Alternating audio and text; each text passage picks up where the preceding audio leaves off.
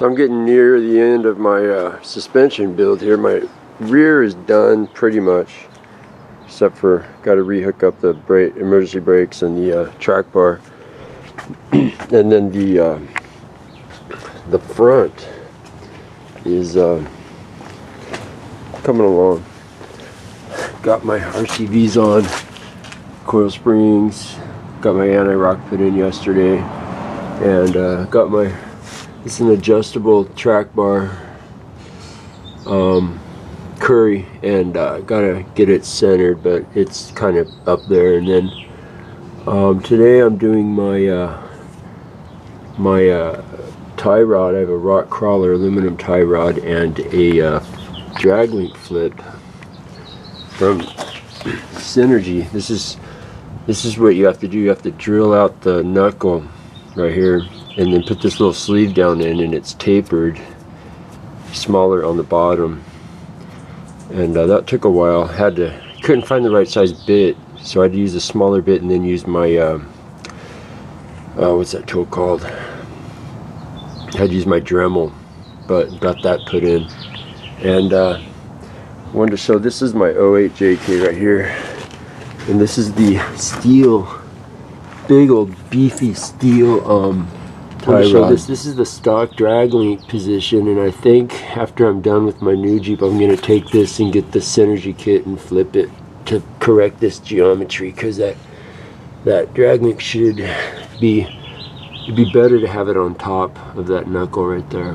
So this is my new rock crawler aluminum tie rod, and that's the Synergy drag link with the flip kit here. It flips it on top of the knuckle instead of down below, and it increases or improves the drag link, so it's not coming down at such an angle. It's actually a little bit more parallel to the tie rod, so that's makes for better geometry of your front end.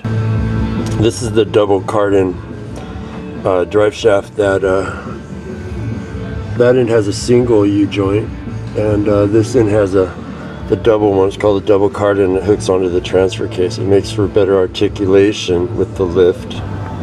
This is the new drive shaft, and it has you have to replace the yoke on the diff housing, and then it has the U-joints front and rear where it hooks up to the transfer case. Because of the need for the exhaust to be pulled back and down, you have to use these spacers.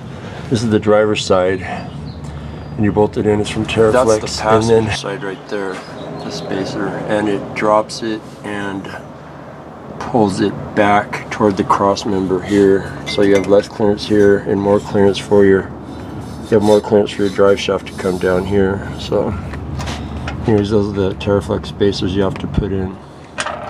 And then while I was putting in my spacers, I just realized, you know what, I'll just go ahead and get a MagnaFlow catback system, get rid of the old muffler and everything. So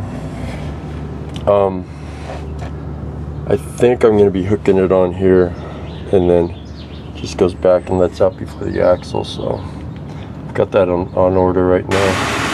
Here's the Terraflex kit I used for the exhaust spacers.